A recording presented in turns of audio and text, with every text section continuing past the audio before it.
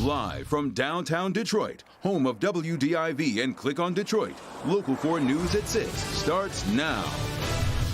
$1 million! What a moment at Campus Martius just a little more than an hour ago when the Detroit Youth Choir was given, yes, $1 million. We're live with the community leaders who made it all possible coming up. A woman on a bicycle is run over by a DWSD truck here in southwest Detroit, but it was a witness who was placed in handcuffs. But first, the Gator is gone. After an all-day operation to remove a reptile from a school pond, crews safely cornered the animal. When the experts from a local zoo couldn't lure that gator out of the school pond today, they knew they needed to think bigger. Jason Colthorpe was at Bedford High School in Monroe County today and shows us the entire reptile rescue mission. It's been a long day out here behind Bedford High School in Monroe County, where these zoo officials are on the hunt for a 3-foot alligator. He's been extremely elusive. Now they're draining this pond to try and catch him. First thing Friday morning, members of the Indian Creek Zoo had eyes on the reptile swimming around this pond behind the football field. Here's an even better look at him, courtesy of Drone 4. And turns out he's quite fast. How fast? It's faster than a 60-year-old man, 240 pounds, okay?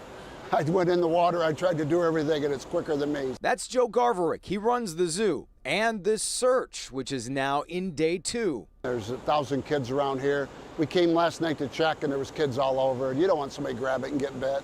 It's all added to the excitement of homecoming here at Bedford High, where the principal even dressed up today as a crocodile hunter.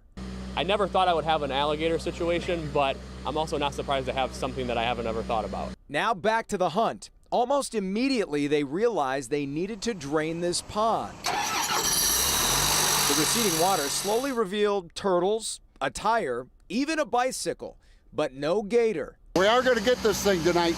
It was a constant game of cat and mouse until finally. It's been 2 days, and get it out of here so no kids get hurt and people don't come out here and, some young kid could come out here and drown, so just kind of neat that we got it.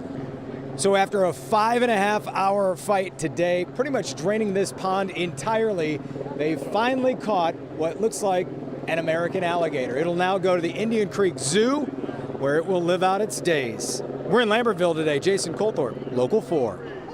What a tale to tell. Isn't it? Yes. And I like that guy, faster than a 60-year-old, 240-pound guy. So we are told that the gator would not have survived the cold winter, so it was really important to make sure that he was brought out safely. And I know you're thinking, well, it's not that big. I mean, it looks like about this, but in the zoo, he could end up growing to be 10 to 12 feet long. So long life ahead. We'll see. In just a matter of days, we pulled together an impressive amount, totaling. Can I get a drum roll, please? Where's the band? $1 million! Hardly a dry eye in the place as the Detroit Youth Choir heard that amazing announcement. What a surprise during today's homecoming celebration at Campus Martius downtown. Wow.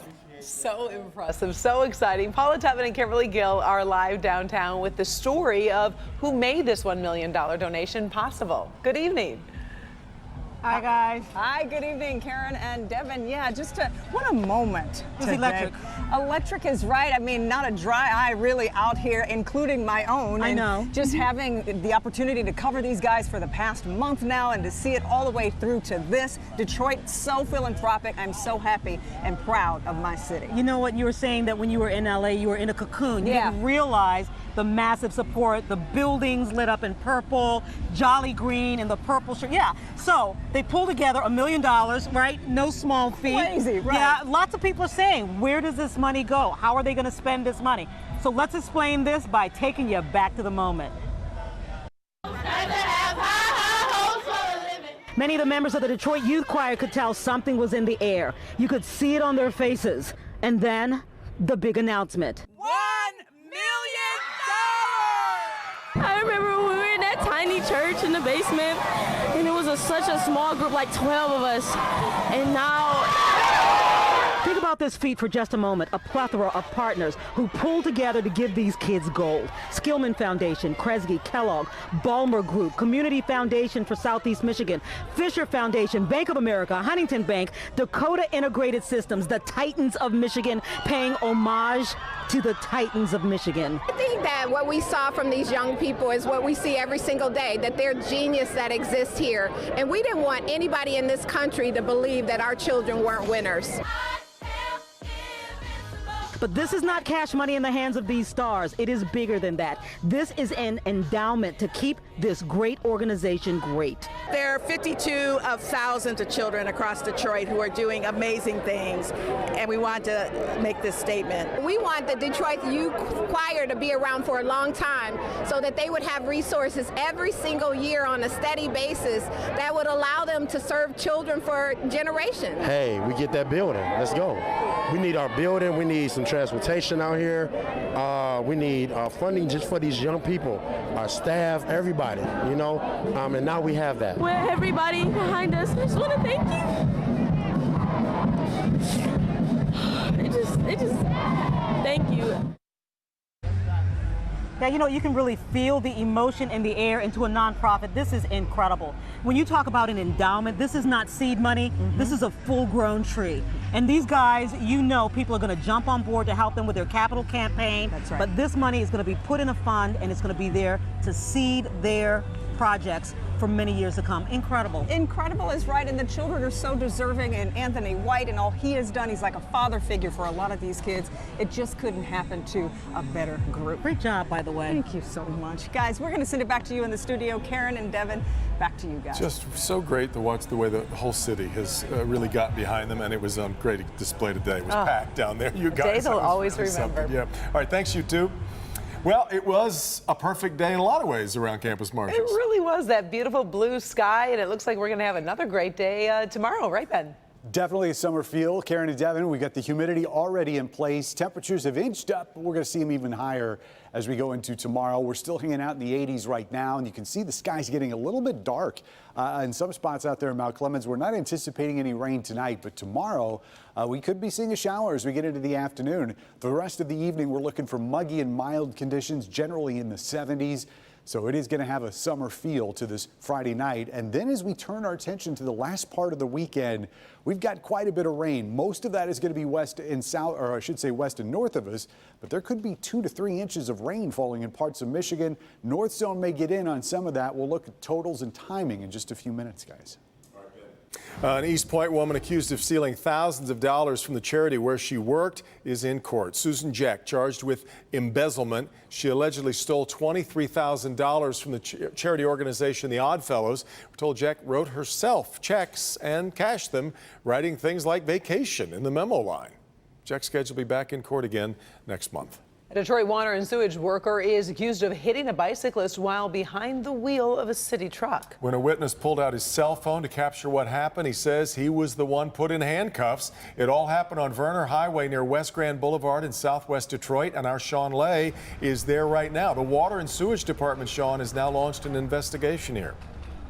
They have launched an investigation. They've taken that DSWD driver off the road after he did drive this way, the wrong way, police say, up McKinstry here in southwest Detroit, hit a woman on a bicycle. Police did arrive, and take a look. That's when things here got intense. I'm doing an investigation, my officers, and you want to interfere. This is cell phone video of a man named Roger Paz. I'm giving you this ticket for disobeying. Being arrested by Detroit police this past Wednesday night. Put that hand on your head, sir. There was a terrible collision on West Verner and McKinstry. You can see that is a Detroit water and sewerage work truck. Its driver was going the wrong way on a one-way street. A 47-year-old woman from the neighborhood on her bike stopped for that wrong way DWSD driver. The lady stopped on her bike, and he gave an indication like, you can go ahead, and then he drove, like, just lurched and drove over her. Roger and others like Ashley Attar were worried about the woman. Why do you think I got these cars here? Yeah, I understand. To prevent people from interfering. Because guess what? I got evidence technicians coming here. And they got their phones out when the DWSD driver did not look okay to them. He was chugging water, like, after this all happened. Sources tell us the driver's blood was drawn at the hospital and he has tested negative for alcohol and drugs. But when Roger went in to get a shot of the DWSD license plate, police say he was interfering with the police investigation and he was cuffed, an officer jamming a ticket into his back pocket. It discourages you from helping the police. Tonight, the Detroit Water, the statement sent by DWSD reads, the Detroit Water and Sewerage Department is hopeful the pedestrian will make a full recovery. We are investigating the accident and cannot comment any further at this time. While under this investigation, the DWSD employee is not allowed to drive any department vehicles. Also, let's point out that driver is not under arrest and is not facing any charges tonight. Devin, Karen, back to you. Well, Sean, the woman that was hit, have we heard how she's doing? That's the most important part of all of this, and people keep coming by asking that. Police tell us she is in temporary serious condition. She's still in the hospital. So many witnesses, though, say she suffered very bad injuries to her legs. Yeah. All right, Sean. Well, today is day 5 of the UAW GM strike, and we are told negotiations do continue at this hour. But earlier, another indictment came down in the growing UAW corruption scandal. Prosecutors have charged Jeff Petrichik, the former aide to UAW Vice President Joe Ashton, with conspiracy. Petrichik allegedly took $70,000 in kickbacks from a UAW watchmaker. He's also accused of moving more than $550,000 in kickbacks to another union official, and it is believed that's Joe Ashton. Time now for a check of the national stories you'll be seeing ahead at 6:30 on NBC Nightly News. Lester Holt live in New York with a preview of what's coming up tonight. Hi, Lester. Hey, Devin and Karen, ahead tonight, the very latest in a breaking story, the shocking sight of an SUV driving inside a mall, what we've learned, plus our climate in crisis report. Tonight, we hear from a teen who sparked protests all around the world today. Quite a story. Lester, and why does this teen think so many people are listening to her and the message she's spreading? Well, we put that question to her. She tells us it's her age, actually, that helps get her climate message across. We're going to hear more of her remarkable story when we see you coming up here on Nightly News. Look forward to it. All right, we'll see you in about 20 minutes. Well, she often struggles to walk or move. But we've got a great update on Gracie Lou's journey at a Washtenaw County animal sanctuary. A look at the new wheelchair making a turkey mobile again. Doc? The back-to-school plague is in full effect. I'm Dr. Frank McGeorge. Coming up, I'll show you which illnesses are spreading through schools and what's going around near you. For the first time in decades, there's been a dramatic drop in kids participating in school sports. What's behind this decline? More than just injuries. Find out Monday at 6 a.m.